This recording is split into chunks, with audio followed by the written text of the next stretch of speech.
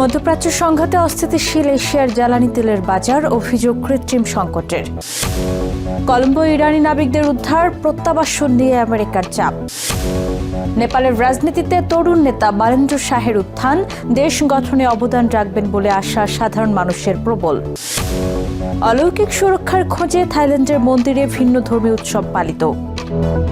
এশিয়ার রাজনৈতিক, অর্থনৈতিক সহ সবশেষ খবরাখবর আপনাদের সামনে এক নজরে তুলে ধরছি আমি নূর।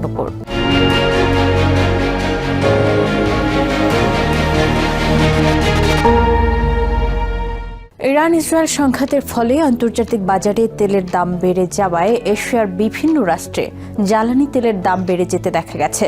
অনেক দেশেই পর্যাপ্ত রিজার্ভ থাকার কথা সরকার জানালেও বাজারে দেখা গেছে তেলের সংকট। আর এই সংকটকে কৃত্রিম উল্লেখ করে এক শ্রেণীর ফায়দা লুটার চেষ্টা করছে বলে অভিযোগ করছেন ভুক্তভোগীরা।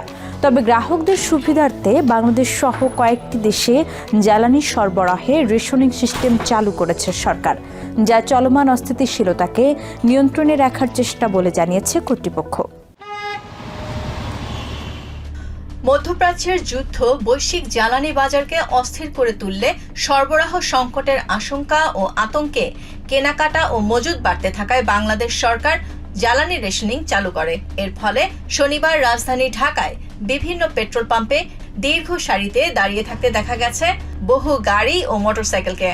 সরকার মোটরসাইকেলের জন্য প্রতিদিন সর্বোচ্চ 2 লিটার এবং ব্যক্তিগত গাড়ির জন্য সর্বোচ্চ 10 লিটার পেট্রোল বিক্রির সীমা নির্ধারণ করেছে।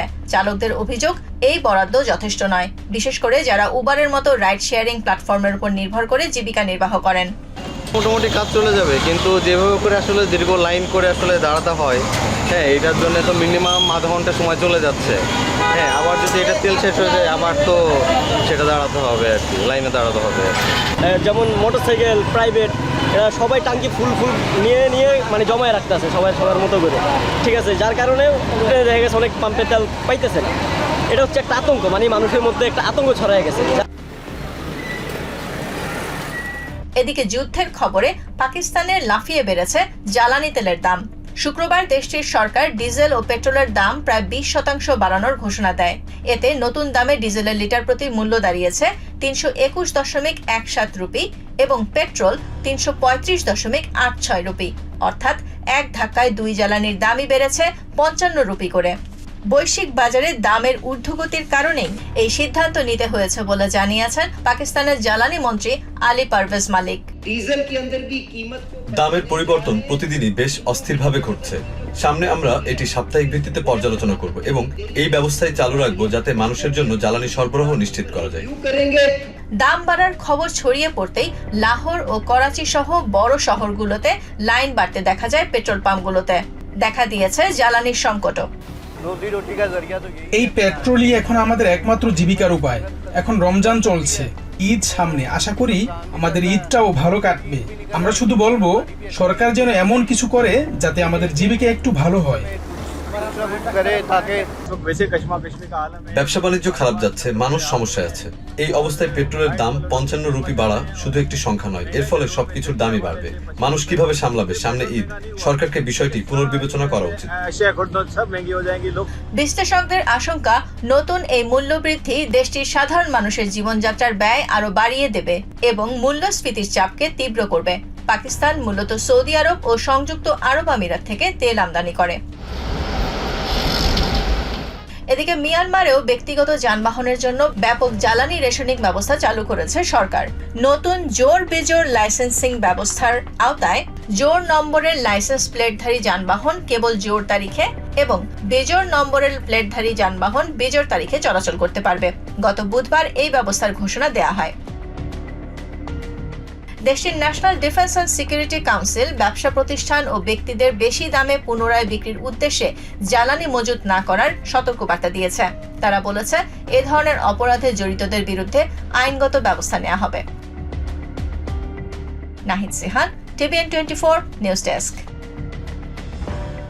শ্রীলঙ্কার উপকূলে বিকল হয়ে পড়া IRIS বুশেহর নামে একটি ইরানি জাহাজের নাবিকদের উদ্ধার করে কলম্বো বন্দরে নেওয়া হয়েছে। বৃহস্পতিবার লঙ্কান নৌবাহিনীর প্রকাশিত একটি ভিডিওতে দেখা যায় যান্ত্রিক ত্রুটির মুখে পড়া ওই জাহাজের নাবিকদের নিরাপদে তীরে নামিয়ে আনা হচ্ছে।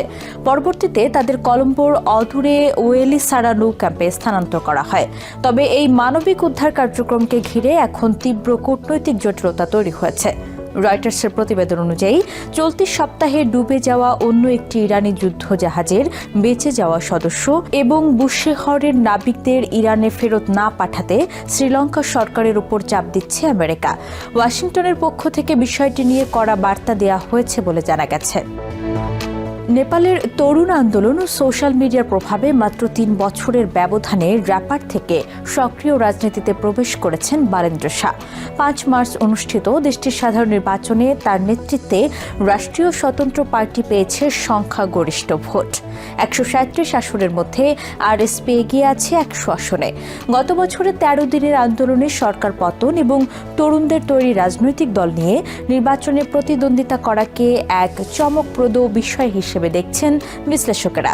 সাধারণ জনগণের কাছে বালেন্দ্র নতুন প্রজন্মের নেতা। নতুন দল দেশের রাজনৈতিক স্থিতিশীলতা ফিরিয়ে আনতে সক্ষম হবে বলে আশাবাদী তরুণ ভোটাররা। নেপালের রাজনৈতিক ময়দানে এসেছে নতুন মোড়। মাত্র ৩ বছরের ব্যবধানে র্যাপার থেকে রাজনীতিতে যোগ দিয়েছেন বালেন্দ্র শাহ AKA বালেন। এবার তার নেতৃত্বের জেনজি রাজনৈতিক দল রাষ্ট্রীয় স্বতন্ত্র পার্টি ৫ মার্চ অনুষ্ঠিত সাধারণ নির্বাচনে ভূমিদস্যু জয় পেয়েছে। ২৭৫ আসনের নিম্নকক্ষ সংসদে ১৩৭ আসনের মধ্যে RCP এগিয়ে রয়েছে ১০০ আসনে। কাঠমান্ডু বিশ্ববিদ্যালয়ের আইন শিক্ষক এবং সংবিধান বিশেষজ্ঞ বিপিন অধিকারী এই ঘটনাটিকে চমকপ্রদ হিসেবে আখ্যায়িত করেছেন। তিনি জানান ২০২৫-এর সোশ্যাল মিডিয়া ব্যান এবং প্রতিবাদী আন্দোলনের পর তরুণ প্রজন্মের মধ্যে বালেন্দ্র শাহের জনপ্রিয়তা তুঙ্গে। বর্তমানে তিনি প্রধানমন্ত্রীর আসনের লড়াইয়ে এগিয়ে আছেন। কিছু মানুষ মনে করেন দেশ স্বাধীন থাকলেও দুর্নীতি ও শাসনের ঘাটতির কারণে দেশের অবনতি হচ্ছে। আরএসপি যদিও একটি নতুন দল, জনগণকে আশা দেখাতে সক্ষম হয়েছে যে তারা সমস্যাগুলো সমাধান করতে পারবে। তারা জানে দেশের সমস্যাগুলো কি এবং সেগুলো মোকাবিলার জন্য তাদের একটি পরিকল্পনা রয়েছে।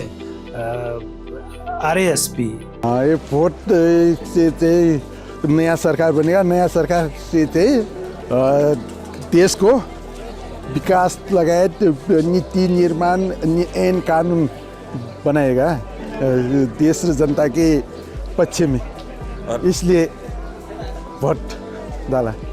The kind of change we want in Nepal, especially we young generation, are very much sure. We are very much against corruption. We're very much for us, for the people, the working class. So yeah, that pretty much sums up what we want. নেপালের সাধারণ জনগণ নতুন প্রজন্মের রাজনীতিকে উৎসাহের সঙ্গে দেখছে।